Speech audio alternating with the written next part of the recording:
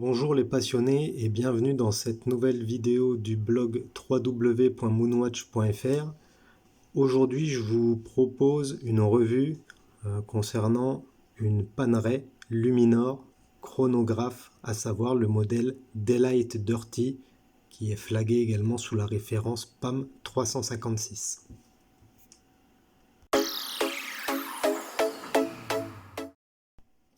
La montre suisse Panerai Luminor Chrono Daylight est une version plus avancée du classique chronographe Panerai Luminor Daylight. Ce chronographe a été introduit pour la première fois au poignet du personnage de Sylvester Stallone dans le film américain Daylight qui a été sorti en 1995. Cette montre Panerai Daylight a subi plusieurs évolutions et dans la version que je vous propose aujourd'hui, dans la Panerai Luminor Daylight PAM 356, que l'on surnomme également Dirty Daylight, on note un look vintage. Mais parlons un petit peu de l'histoire de Panerai et des gammes Luminor. C'est en 1949 que Panerai introduira une nouvelle substance lumineuse appelée Luminor. Cette substance est non seulement plus sûre que le radiomir qui était à base de radium, mais elle est également beaucoup plus lumineuse. Le nouveau composé est à base de tritium et a été breveté en janvier 1949 sous la marque Luminor. L'évolution de radiomir à Luminor s'est achevée dans les années 50 avec l'invention du dispositif de protection de la couronne. Ce dispositif de protection de couronne sera breveté en Italie en 1955 et une année plus tard aux États-Unis. Ce sont les frères Giuseppe Panerai, inventeurs de la marque, qui déposeront ces deux brevets. Le modèle Daylight, que je vous présente aujourd'hui, sera une évolution de la montre automatique Panerai Luminor et il intègre un mouvement chronographe. Ce modèle sera présenté au poignet de l'acteur américain Sylvester Stallone dans Daylight, ce que je vous disais précédemment, qui a été sorti en 1995. La montre chronographe suisse Luminor Daylight se voit alors mise sous les projecteurs une seconde fois et son succès est immédiat. Cette montre va marquer les esprits, notamment chez les passionnés et chez les panéristi qui sont les grands fans de la marque suisse-italienne.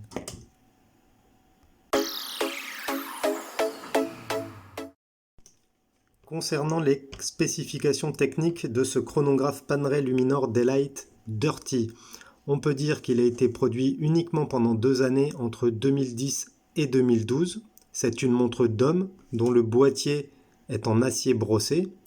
La montre est équipée du calibre OP12 qui offre une réserve de marche de 46 heures. Donnée étanche à 100 mètres, cette montre dispose d'une lunette fixe et d'une couronne, ainsi que de 2 boutons poussoirs servant au chronographe. Un verre saphir de 2,5 mm d'épaisseur vient protéger l'ensemble et il dispose d'un traitement anti-reflet. La montre mesure 44 mm de diamètre pour 16 mm d'épaisseur et elle est relativement lourde. Dans mon modèle, la montre est livrée sur un cuir Panerai marron usé si je peux dire, avec la boucle déployante Panerai. L'entrecorne est de 24 mm et enfin la référence de cette Dirty Daylight est PAM 356.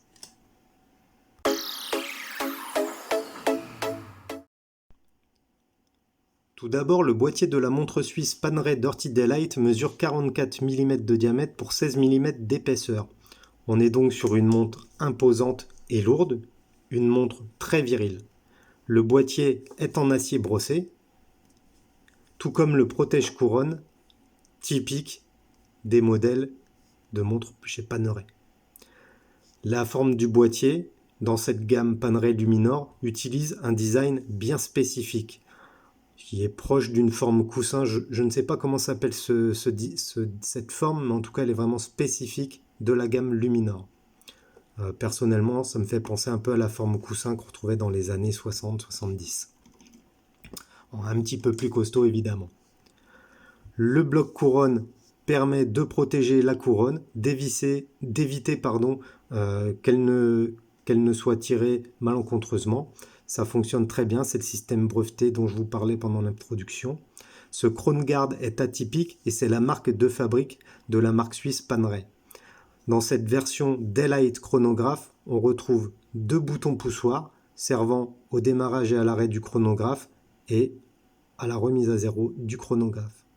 Ces boutons poussoirs sont de forme ronde et ils sont très bien intégrés au sein du boîtier. On retrouve ensuite une lunette en acier brossé tout autour du boîtier. Cette lunette est fixe, elle prend facilement la lumière et les reflets sont assez discrets. C'est très joli, l'ensemble c'est vraiment très joli, vous voyez.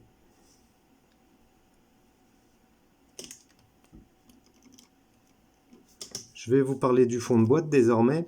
Donc le fond de boîte assure l'étanchéité de la montre à 100 mètres, ce qui est tout à fait convenable pour une montre chronographe qui n'est pas spécialement une montre de plongée, même si Panerai a un gros historique dans le monde de la plongée. Donc là, je vais vous montrer le fond de boîte.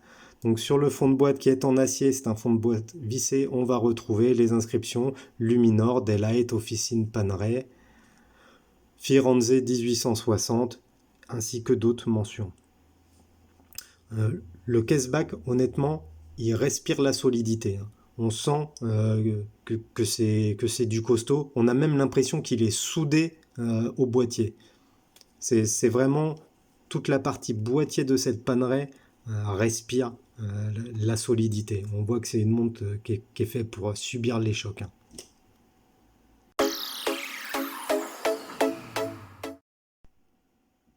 A l'inverse des autres Panerai Daylight que je trouve assez fade, le cadran de cette Panerai Daylight 356 est magnifique.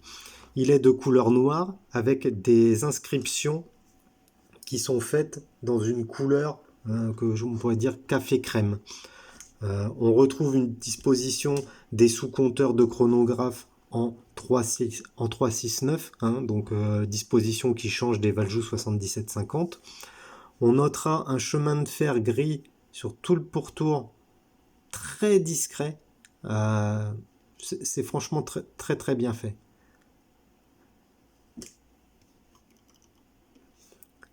On notera également que les index et le chiffre numéro 12 sont de couleur café crème, ce qui contraste beaucoup sur ce cadran foncé, et c'est ce qui donne également le petit côté vintage à cette montre Panerai Dirty Daylight. D'ailleurs, le surnom Dirty, du Dirty Daylight, provient de cette couleur. Sous le chiffre 12, on retrouve l'inscription Luminor Panerai écrite en blanc, ainsi que Daylight qui est peint en gris. C'est discret et très sobre. Un guichet de date est présent entre 4h et 5h. La police utilisée est très lisible et est peinte en blanc.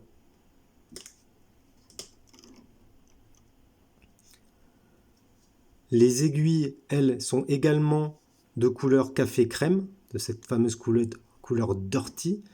Elles sont longues et très lisibles. Les aiguilles des sous-cadrans sont également recouvertes de ce Luminova coloré en café crème. La montre est très très lisible dans l'obscurité. Panerai a fait sa réputation sur le Luminor et elle mérite sa réputation. Le produit luminescent est vraiment exceptionnel. Enfin, pour protéger le cadran, un verre saphir avec un traitement anti-reflet a été utilisé. C'est également une des spécialités de Panerai d'avoir des verres qui absorbent une grande quantité des reflets. Alors c'est assez difficile à vous montrer en caméra, mais en tout cas, c'est vraiment le verre, le cristal utilisé est vraiment de très très bonne qualité. C'est assez impressionnant d'ailleurs.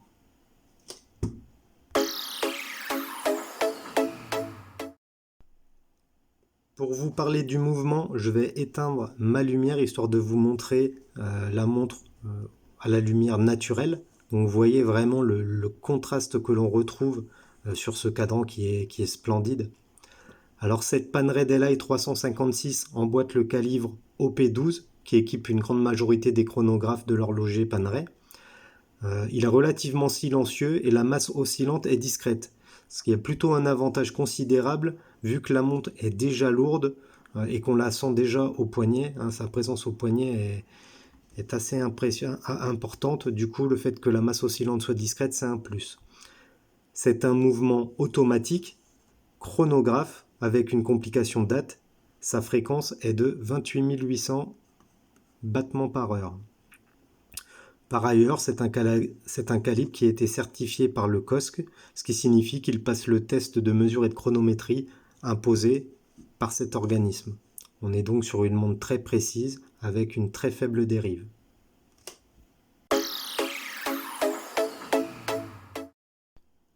D'une façon générale, les Italiens sont réputés dans le travail du cuir et la poterie.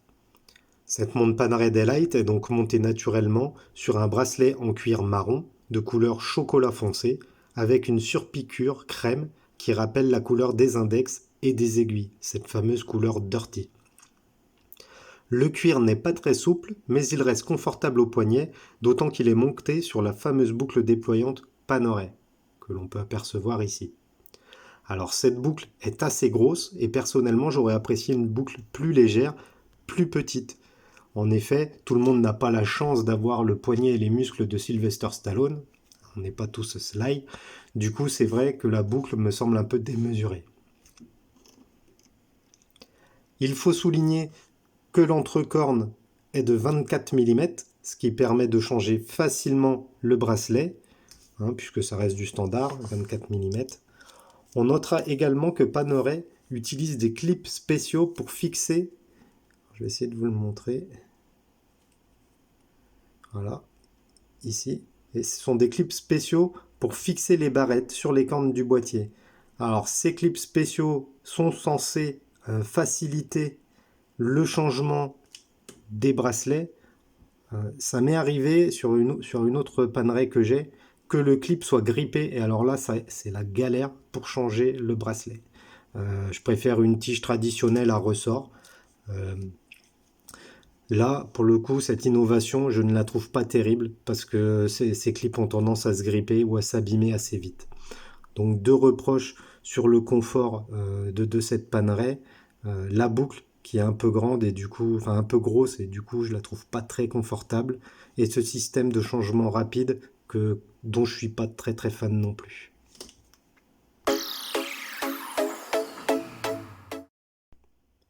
À l'image d'une majorité de modèles chez Panerai, cette Dirty Daylight PAM 356 est une édition limitée. Uniquement produite 2 années, entre 2010 et 2012, le seul moyen d'acquérir cette Panerai Luminor Daylight est donc de se tourner sur les plateformes de vente de montres d'occasion. Il vous faudra de la chance, car c'est une montre chronographe suisse qui est assez rare, qui a été très peu distribuée, très peu produite, puisque c'est une édition limitée. Donc pour en trouver une, il faudra compter au minimum 5 000 € pour la version full set. Un peu moins si vous en trouvez une avec une version sans papier, sans boîte. Dans tous les cas, la principale difficulté sera d'en trouver une. Le prix se négociera par la suite, mais déjà en trouver une, ce n'est pas évident. Pas de surprise concernant le packaging. La montre est livrée dans une superbe boîte en bois de l'officine Panerai. À l'intérieur, on trouvera différents éléments tels que les papiers et des outils permettant le changement rapide du bracelet. Honnêtement, le packaging chez Panerai, c'est très beau et très qualitatif. Panerai mérite sa réputation.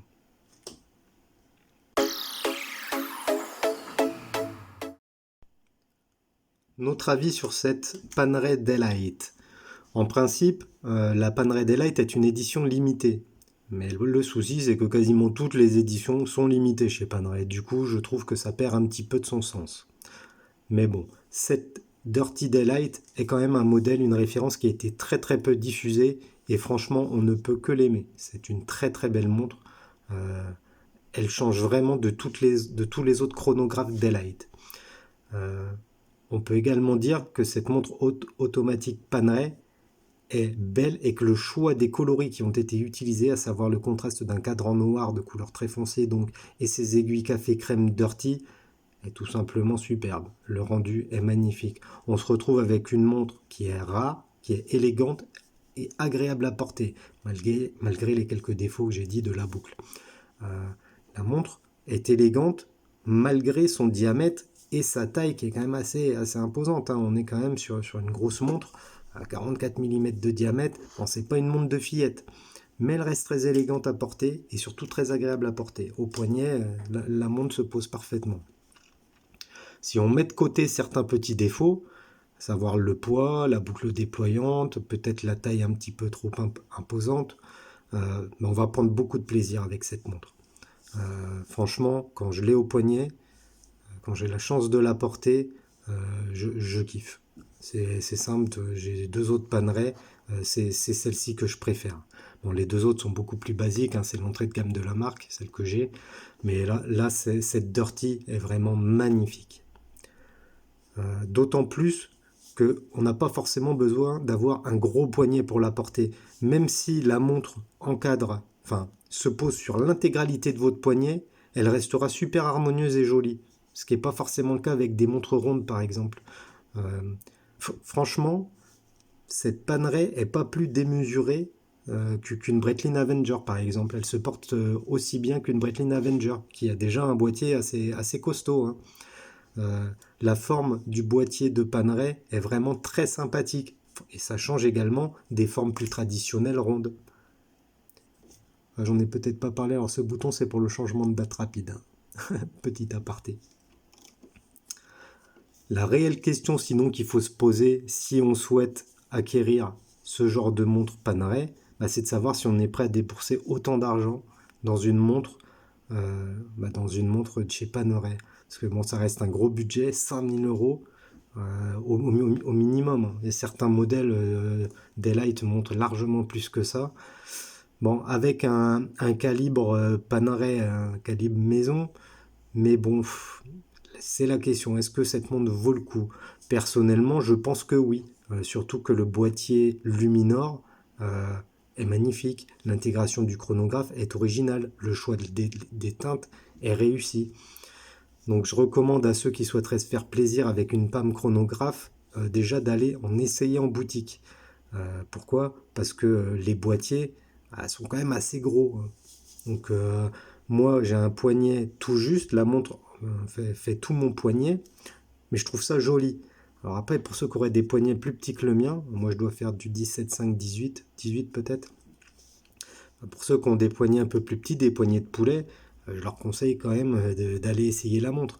Parce que ce serait dommage d'acheter une montre qui va être trop grande et du coup qui ne sera pas confortable au poignet. Dans tous les cas, moi j'ai été agréablement surpris de cette Panerai Daylight Dirty. J'avais eu dans le passé, ça devait être en 2005 peut-être, je sais plus, j'avais eu une Daylight blanche et franchement ça n'avait pas matché. J'avais pas retrouvé le plaisir que cette Dirty m'apporte. Donc voilà pour cette revue. J'espère que ça vous a plu. Comme d'habitude, je vous invite à mettre le petit pouce pour nous aider. Abonnez-vous à la chaîne. Nous, ça nous aide, ça nous fait plaisir, ça nous apporte de la visibilité également. Donc n'hésitez pas. Je vous invite à nous retrouver sur notre site www.moonwatch.fr et à nous suivre également sur les réseaux sociaux, Facebook, Twitter et Instagram en cherchant Moonwatch FR tout collé. Sur ce, je vous souhaite une bonne continuation et je vous dis à la prochaine.